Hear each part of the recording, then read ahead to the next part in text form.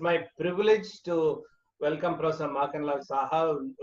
All the surgical students in the country know him so very well, and it's my privilege and pleasure, sir. You can start your lecture. Okay. Thank you, Dr. Kangavil, for inviting me to share my lecture on your platform. It's a very popular platform. I find a lot of students are logging on this platform and they're learning really good learning of general surgery. So today I'm going to discuss about investigations for diagnosis of biliary tract disorder. You know, biliary tract is a very common disease, and we as surgeons come across a lot of biliary tract disorders. And this I'll give an overview of what are the investigations that are available today to diagnose and treat biliary tract disorder. So if you study the investigations, before you go to investigation, the most important part for evaluation and planning for investigation is a good clinical evaluation, which will include a good history taking and physical examination. In some of the biliary tract disease, you'll find that diagnosis is based only on history, because there are general examination, abdominal examination. The whole diagnosis is based on the history. So one should do a good clinical history. And then in some cases of biliary tract disorder, there are a lot of findings on general examination like jaundice, pallor, and abdominal examination. You can find hepatomegaly, you can find the palpable gallbladder. So you should do a good clinical examination to plan our subsequent investigations. So the investigation, I'll go by a few laboratory investigations, and then some still include a complete liver function test and apart from this, we should consider doing a complete hemogram, a blood. So we start with plain X-ray of the abdomen. What is the role of plain X-ray in biliary tract disorder? Plain X-ray is not the usual investigation do, but in some cases, plain X-ray may be also helpful. We know that 10% if you take plain X-ray, find shadows in the region likely to be gallstones. In you can find there is gash in the Yes. So in plain X-ray, you can find that whole gallbladder may appear to be calcified. We call that as porcelain gallbladder. In some circumstances, when the gallstone migrates to the small gut through a fistula, you can find the evidence of intestinal obstruction, and you find that there is air in the biliary tree and evidence of intestinal obstruction. These are more likely to be gallstone ileus. In some infections in the gallbladder, if it is a infection by gash-forming organism, a plain X-ray may reveal gash in the gallbladder wall. This is more common in case of emphysema cholecystitis. Ultrasonography. This is a very valuable standard initial investigation for biliary tract disorder, and this is very easily available, non-invasive and cheap. And this gives us a lot of informations. It can demonstrate the gallbladder. It can give us an idea about the wall thickness in the gallbladder. It can show pericholecystic collection. Any stones in the gallbladder may be revealed by showing acoustic shadows, any sludge or any mass in the gallbladder. CBD can be evaluated by ultrasonography, showing its size, wall thickness, any calculi or any mass in the CBD. Apart from this, we can assess the pancreas and any adjacent lymph nodes. These are the different pictures of sonography. You see the first picture, this is the gallbladder, and inside gallbladder there is hyperechoic areas, and against these there are acoustic shadows. This is diagnosed. See that the gallbladder wall is thickened. A thickness of more than 3.5 millimeter, that we call as gallbladder wall, is thickened, and you find this cleavage between the gallbladder and the liver. There is a black area. This is pericholecystic collection because of acute cholecystitis. You find this is the CBD, and inside CBD you find there are hyperechoic area with acoustic shadows.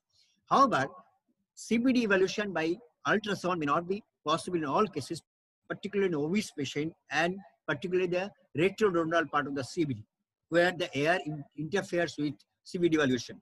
Some cases in the gallbladder, you can find that there is a mass lesion in the gallbladder, which is suggestive of carcinoma of the gallbladder. So ultrasound is a very good investigation for evaluation of different biliary tract disorders. Endoscopic ultrasonography. This is in the domain of gastroenterologists. It's a newer modality of imaging. It gives better delineation of the biliary tree and the pancreas. It's a special endoscope with ultrasound transducer mounted in its tip, and EUS can help us also for some therapeutic interventions.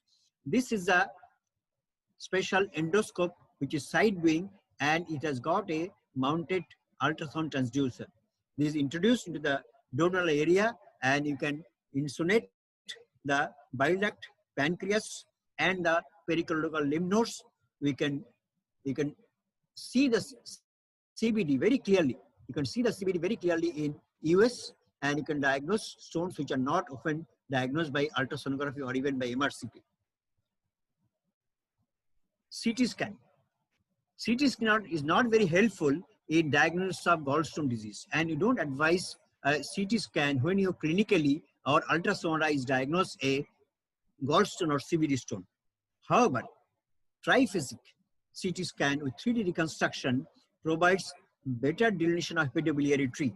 These are useful for evaluation of cancer gallbladder, bile duct, or pancreas. This can reveal us the extent of the growth, presence of lymph nodes, and any distant metastasis.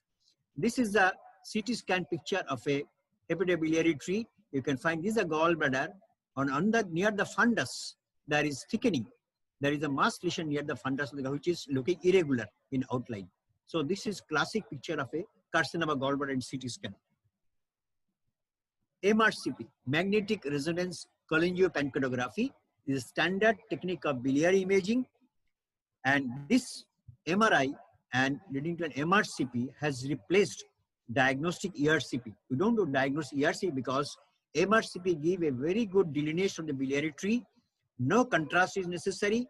This picture in MRCP is created by reconstruction of the axial MRI pictures we take, and this can give us a very clear diagnosis of bile duct stones, pancreatic stones, and also can be other pathology in the biliary tree. These are the MRC pictures. You can find that this biliary bile duct is dilated, this pancreatic duct is dilated, showing a double duct sign, and there is a lesion near the ampulla of the water. You go to the other picture, you see the bile duct is dilated, hepatic ducts are dilated, ISB are dilated, and if you come lower down, you can find there is a filling defect with a crescentic outline on either side. This is a classic picture of bile duct stone in MRCP. ERCP, endoscopic retrograde cholangiopancreatography. This is done in gastroenterology department with facility for fluoroscopy. The procedure is done under IV anesthesia. Patient is placed in semi-prone with head turned to one side. The endoscope is introduced a side-wing gastroduodenoscope. An ampulla is visualized at the posterior medial wall of the duodenum. The bile duct and the pancreatic duct can be cannulated and contrast injected to take pictures. This is diagnostic ERCP. If you go to the therapeutic ERCP, we said that diagnostic ERCP is now being replaced by MRI and MRCP. Therapeutic ERCP is very helpful in some circumstances. We can collect bile for culture sensitivity. We can collect bile for exploratory cytology for meningeal cells. We can take a brushing cytology from the bile duct. We can do an endoscopic sphincterotomy and pass a Dormia basket catheter into the bile duct and remove stones. We can put a stent for relief of jaundice. So these are the different ERCP pictures. You can find that in this picture, you find this dilated bile duct and there are multiple filling defects. These are suggestive of bile duct stone. You come to this picture, you find that we have done a ERCP and find there is a cutoff in the mid CBD and distal bile duct is not clearly visualized and there are dilation of the both hepatic ducts. This is a therapeutic endoscopy where you find that a Dormia basket catheter is introduced into the biliary tree and these stones can be retrieved to the ampulla of water. This is a situation where in jaundice, we can relieve the jaundice by introduction of biliary stent. In case of CBD injury in biliary leak, we can relieve the leak by doing a biliary stenting. So with ERCP, we can pass a stent, and this stent can be seen in the duodenum. This is a newer modality of biliary imaging. We call that as spyglass cholangioscopy. This cholangioscopy helps us to visualize the interior of the bile duct. This is a special endoscope, and there is a side channel for introducing the spy scope. This spy scope is inserted to the ERCP channel, and this spy scope, as it emerges from the endoscope near the duodenum, this can be manipulated into the biliary tree, and this spy scope can go into the bile duct, and this can help us for diagnosis and for some therapeutic interventions. Okay.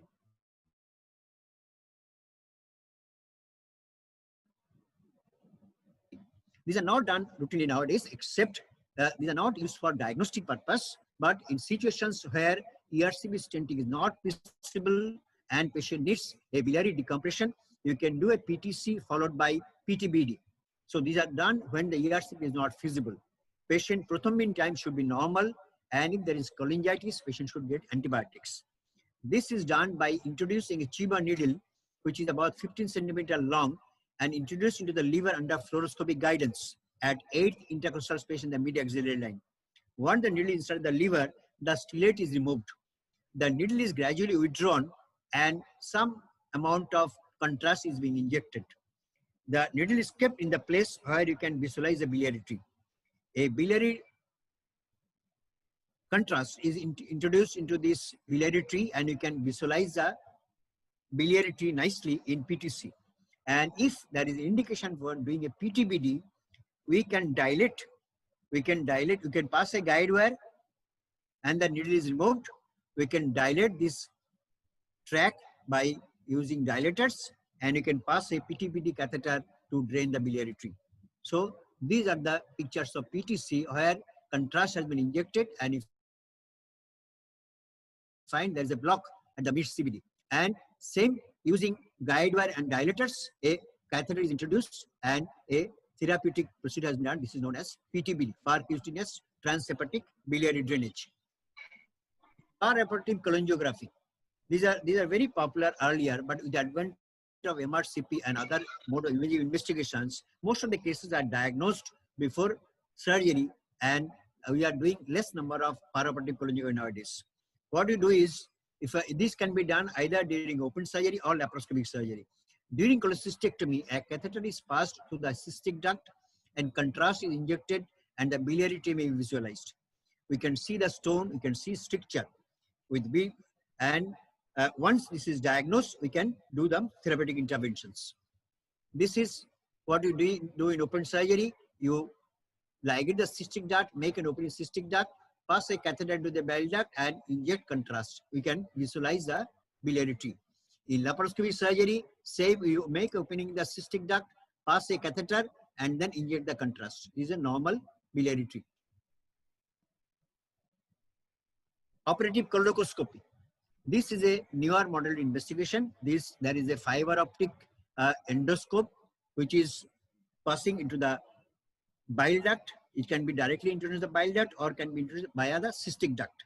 And we can visualize the interior of the bile duct, and we can retrieve stone using the cholecystoscope. In case of retained CBD stone with a T-tube in situ, the T-tube tract may be used for introduction of a cholecystoscope, and stone may be extracted under vision.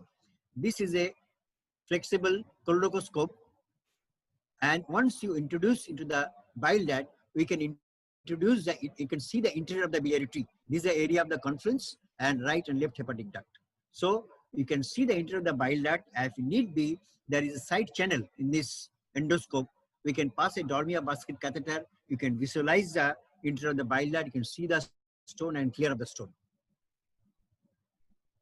Radioisotope scanning. These are earlier, this used to be done more frequently, particularly in diagnosis of acute cholecystitis. These are the very popular investigations. This 99M technetium label HIDA is injected, and this radioactive substance is exceeded in bile, and imaging will show initially the liver, and this liver excretes the bile. This goes to the biliary tree and ultimately it enters the intestine. So this is now used particularly for assessment of bilioenteric anastomosis, whether the enterocyte is functioning well or there is evidence of stricture. So these are the pictures. If you give HIDA injection, initially the whole liver will appear like this with stippled dots. After some time, this will contrast, this dirty substance will go into the biliary tree. And you see in this patient, there is a hold up. This dirty substance not gone to the intestine. So there is a block in the bile duct. So this is the importance of HIDA scanning at the moment. These are the two investigations we used to do earlier, oral cholecystography and intravenous cholangiography. With advent of newer modalities of investigations, these two investigations have become obsolete and don't do oral cholecystography or intravenous cholangiography. Thank you.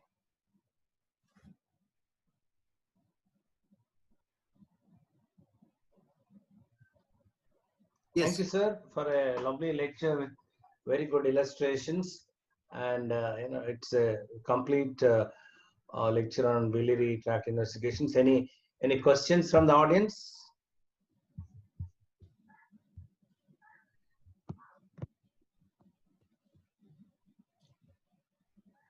There